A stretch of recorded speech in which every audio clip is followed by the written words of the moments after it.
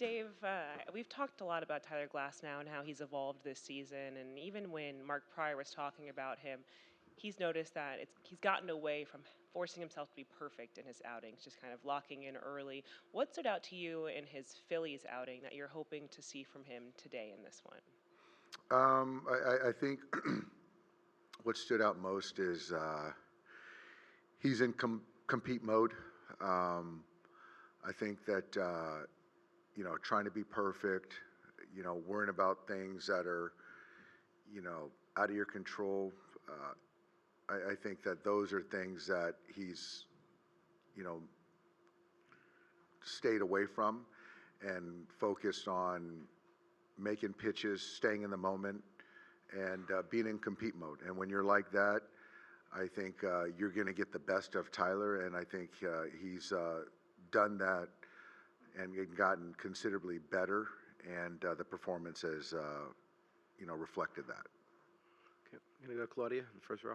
Dave, defense is a big part of the postseason. How critical is a clean execution in a matchup like this? Very important.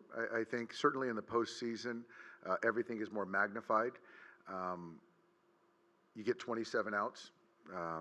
The other team gets 27 outs. And for the most part, when you don't give up extra outs, extra bases, certainly you give yourself the best chance to win. And that's an opportunistic team over there. And so when you give them extra outs, give them extra bases, it just increases their chances. So up to this point, we've done a really nice job of that. And how much do moments like this define the identity of a team? Yeah, this is our identity. This is who we are. We pride ourselves on, not beating ourselves, minding the little things, because, like I said, in the postseason, things get magnified, and so the little things turn out to be big things. And so I feel like this is what we do all year long, and it's kind of showing itself in the postseason. Okay, straight back, Jack. To ask you the story of the day yesterday, what'd you think of Shohei taking BP on the field, and how'd he look? He looked great. I like that. Shohei doesn't take BP on the field virtually ever, and which I understand in the sense that a lot of times in the cage, your focus is more narrowed because of the cage, and you're more line drive driven. But to kind of change things up, to get on the field, to see the flight of the baseball is also important. And I appreciate him kind of changing up his routine. And we got his walk-up song played.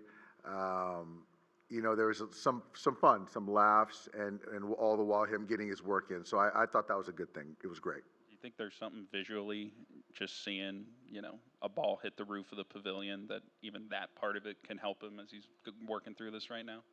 Yeah, but I think, like I said, seeing the flight of the ball, seeing the ball backspun, and seeing what it's doing, and see it land on the roof in right field, that's certainly not a bad thing.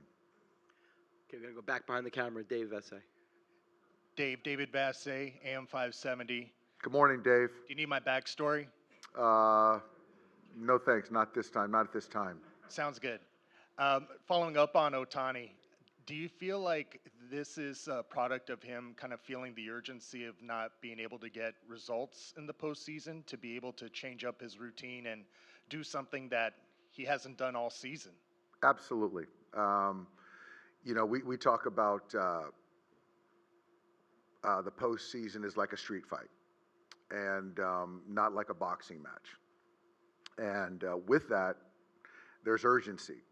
And I think that, if this was a regular season situation and you're looking at a span of small sample, 8, 9 games, whatever it might be, he probably wouldn't be out in the cage or wouldn't be out on the field. So with the urgency, the postseason, then he needs to make an adjustment, wanted to make an adjustment on his own, and that adjustment was getting on the field. So I think that that's a great thing in his understanding and appreciation for playing with urgency. You go ahead to Sonia in the second row. Dave, you've already gotten pretty deep into this Brewers bullpen the last two games, and you'll be seeing Aaron Ashby for the third time. How do you kind of take what you've seen from him in the first two and, um, use that information going? I think it's information that we're gathering. We've put them in a position where they have to really play with urgency.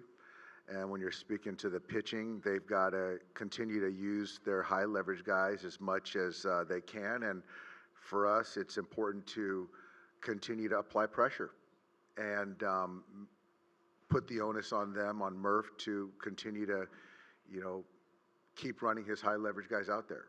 And so, yeah, getting another look at Ashby is important for us, and I just expect us to, keep taking at bats, and whoever they go to next, be ready for them. You were kind of on the other side of that with the bullpen last year. Does having pieced that together in the past, make you better prepared to kind of anticipate what they do and get to their pen when they have to use pitching creatively this year?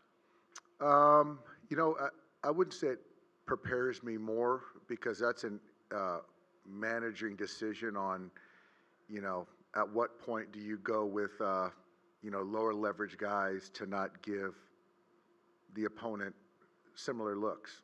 And so that's a decision each manager has to make. And again, it just goes to us continuing to make that decision difficult for them. So we got to pitch well. We've got to convert outs when given the opportunity, and then, take good at bats, and I like our chances if we do that. We're going to go Jason on the right. Dave, obviously all your starters, except for Yamamoto, spent time in the injured list. That would include Sasaki. When that happened, when they were all out, did you look at that moment in time as trying to prepare them for this moment, for the postseason, and try to ramp them up for this? And did you use that time to maybe hit the reset button with anybody and make some tweaks? Yes. I think it's kind of layered in the sense of our goal was to win the World Series. None of those injuries at that point in time, whether it's Blake Snell, whether it's Tyler, whether it was Clayton, anyone, where it was going to be longer term.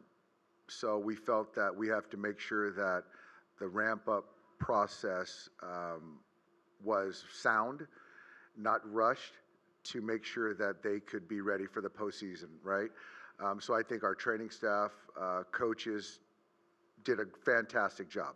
And the other part was it gave opportunities to guys like Sheehan, Robleski, and others to then help their development. And so I think that with that, we've done a great job of kind of the now, getting the younger players, they're cutting their teeth as starters, getting innings, and then also having our other guys save bullets and getting ready to go throughout the postseason. So it's been, I don't think you could have lined up any better, Jay. We'll take two more. Take Bill over here on the left. Yeah, Dave, the Gold Glove finalists were announced yesterday, and Mookie Betts is a finalist at shortstop. We've talked about his position switch throughout the year, but how much of an achievement is that for a guy first full season at a position? I think the only person on this planet that believed that Mookie Betts would be in this conversation was Mookie Betts. And, it's just something that it's never been done. I can't even, it's incredible. I can't even, obviously I'm at a loss for words that he's in this position where last year,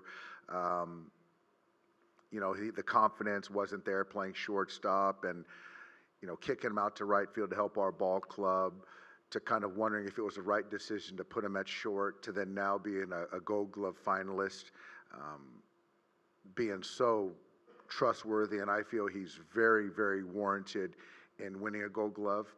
And so to kind of add to his hardware, it's pretty amazing. So hats off to Mookie. And also, Miggy Rowe's a finalist. And I think Miggy Rowe undoubtedly should get this Gold Glove award. His ability to catch the ball at any position, sure-handed, the spectacular play. So I think they both deserve it, yeah. Okay, we're going to go Jim in the middle. Hey, Doc, at this stage of the season, are you more inclined to stay with a starting pitcher? rather than go to the bullpen in like the 6th or 7th, or does it depend on situations and what's happening in the game? I am. I think I've shown that. But it still depends on each individual game. How the pitcher's throwing, efficiency, how the hitters are taking at bats versus that particular pitcher. So yeah, I'm in read and react mode, but I think, Jim, I've shown that, yeah, if they earn it, then I'll run them out there deeper.